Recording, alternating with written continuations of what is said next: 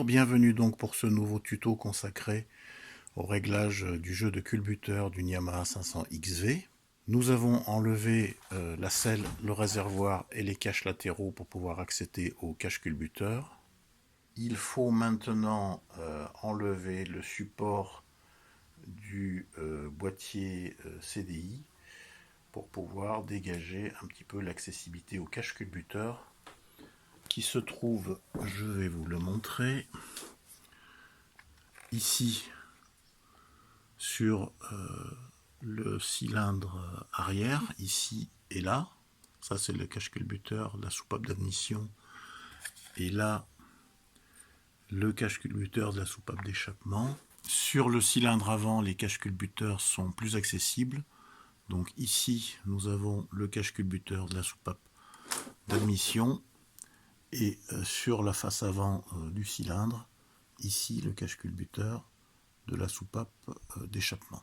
On va débrancher les alimentations du bloc CDI ainsi que toute la connectique qui se trouve là pour pouvoir dégager, dévisser ensuite le support.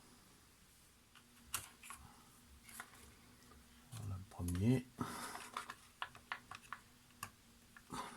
Voilà le deuxième. On va débrancher également cette alimentation là. Voilà. Et maintenant on a accès aux vis de maintien du support. On va donc ouvrir les supports qui maintiennent le support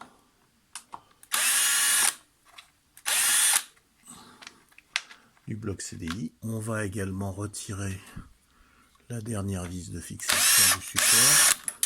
Mais à culpa, il en reste encore une qui était bien cachée. Donc on va également la retirer. Il faut juste retirer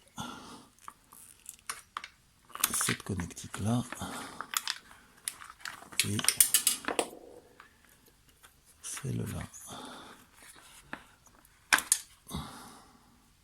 Voilà. Le cache peut être enlevé maintenant. Tranquillement. Voilà. On va commencer par retirer les vis qui tiennent les caches culbuteurs. Donc là, on a le cache culbuteur du cylindre arrière. C'est le culbuteur d'échappement, puisqu'il se trouve en face de la pipe d'échappement.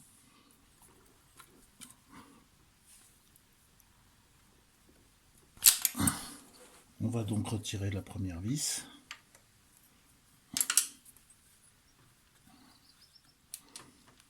Voilà. Nous allons passer maintenant de l'autre côté pour attraper la vis qui se trouve sur le côté droit de la moto.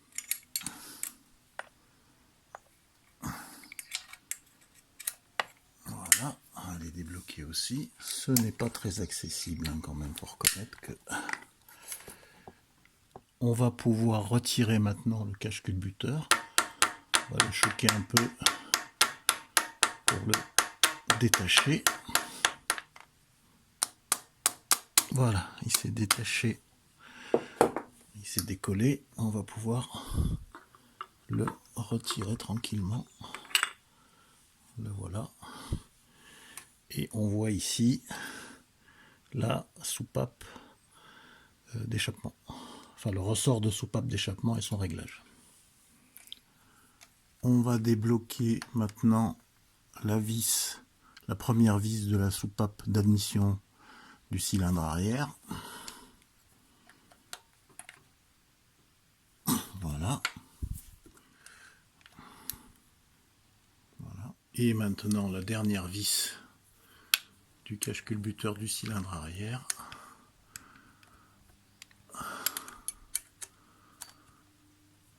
Voilà.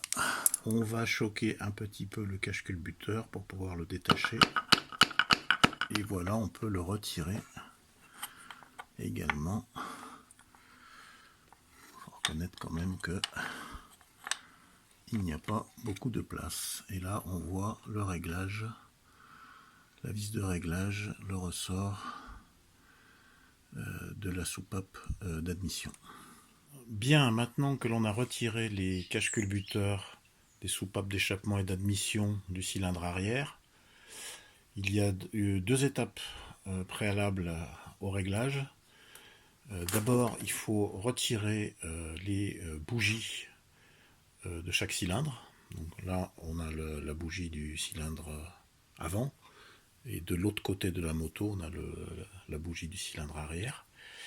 Et puis également retirer ces deux bouchons, le bouchon de la lampe stroboscopique et le bouchon de l'emblème, pour pouvoir amener le piston du cylindre arrière au point mort haut, puisque le réglage des soupapes s'effectue au point mort haut. Donc là, on va démonter la bougie du cylindre avant. Voilà. On va effectuer la même opération avec la bougie du cylindre arrière.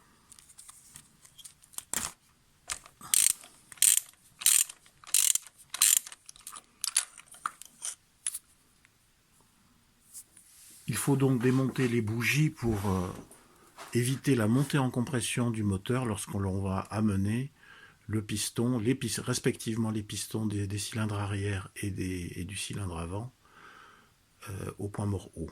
Il faut débloquer maintenant le bouchon de lampe stroboscopique.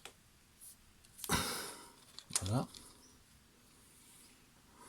Et débloquer ces deux vis de la trappe avec l'emblème. Pour ce faire, comme les vis sont déjà bien marquées, on va utiliser un tournevis à frapper pour débloquer les vis.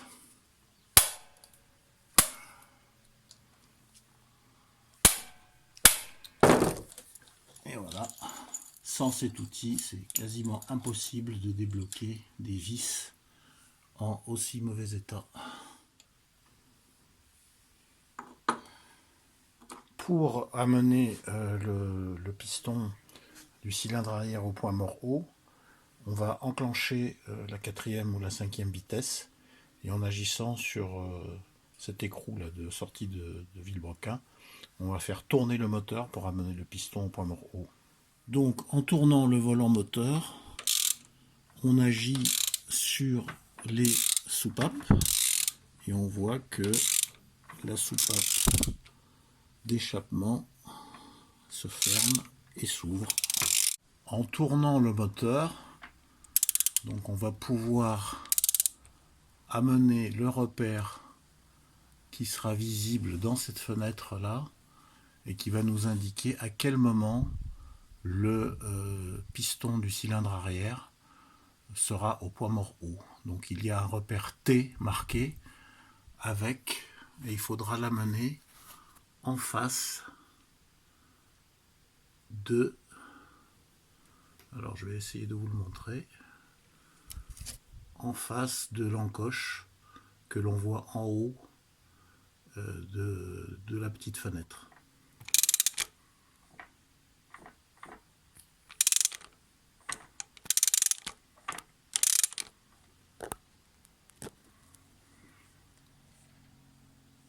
Donc là on voit apparaître un F, donc c'est un repère qui va nous servir pour le cylindre avant. Et nous, ce qu'on cherche, c'est le T.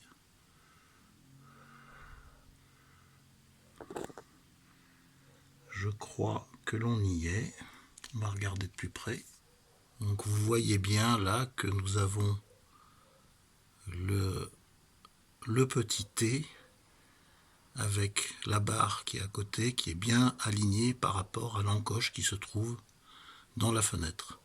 Ça veut dire que le cylindre arrière est au point mort haut, et on va donc pouvoir régler le jeu aux soupapes du cylindre arrière à l'admission et à l'échappement. Pour régler le jeu aux soupapes, là on va régler la soupape d'échappement. Je vais avoir besoin d'un jeu de cales. Je vais prendre une cale de 15 centièmes, puisque le jeu toléré par le constructeur se situe entre 0,12 et 0,17. Je vais avoir besoin d'une clé plate pour ouvrir cet écrou qui bloque le réglage du culbuteur, et d'une clé BTR pour visser ou dévisser le dispositif de réglage qui se trouve là. Donc je vais mettre ma clé plate. Je vais mettre en place ma clé BTR. Je vais dévisser l'écrou qui bloque le dispositif de réglage. Voilà, il est débloqué. Et maintenant, je vais introduire la cale de 0,15 entre la queue de soupape et le culbuteur. Donc je mets en place ma cale de 15 centièmes. Voilà, il faut que ça glisse gras, donc ça veut dire qu'il faut que ça accroche un petit peu, mais que ça reste en place. Je serre un petit peu mon dispositif de réglage et je vais serrer maintenant mon contre-écrou en maintenant ma clé BTR. Voilà. Je vérifie que ma cale passe à nouveau. Donc voilà, elle passe bien. On a réglé notre soupape d'échappement. On va régler maintenant la soupape d'admission. Donc la soupape d'admission, c'est celle qui se trouve en face du carburateur. Donc on va desserrer le contre-écrou. Voilà. On va mettre la clé dans le dispositif de réglage. Et les préconisations du constructeur donc, sont entre 0,7 centième et 0,12 centième. Donc on va mettre une cale de 0,10. Voilà, la cale est introduite. Je vais serrer le dispositif de réglage pour pouvoir permettre un glissement gras. Voilà, là on est pas mal. Et je vais resserrer le contre-écrou en maintenant ma clé. Voilà. Bien, nous avons fini le réglage du jeu aux soupapes du cylindre arrière. Il faut maintenant répéter la même opération pour le cylindre avant. Je ne vais pas filmer en détail cette opération puisqu'il s'agit exactement de la même que celle qu'on vient de faire. En revanche, il faut caler le piston du premier cylindre au point mort haut. Pour ce faire, il faut tourner le volant moteur de 290 degrés vers la droite. Donc, en tournant le volant moteur de 290 degrés vers la droite, on devrait tomber sur le repère correspondant au point mort haut du premier cylindre.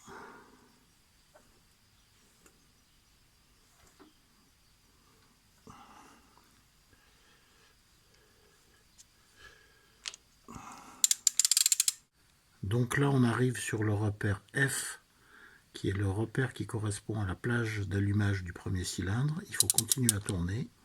Et donc, on devrait arriver sur une barre toute simple, voilà. Vous voyez?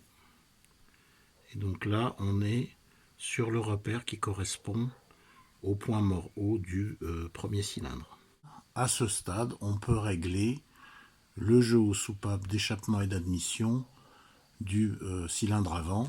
J'ai oublié de préciser tout à l'heure que toutes ces opérations de réglage de jeu aux soupapes se font moteur froid.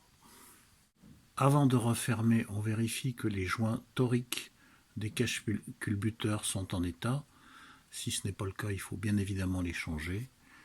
Et puis ensuite, on refait les opérations dans le sens inverse du démontage. On remonte tout, on referme les cache-culbuteurs, on remet en place le support de CDI, le réservoir lacelle et on peut mettre la machine en route.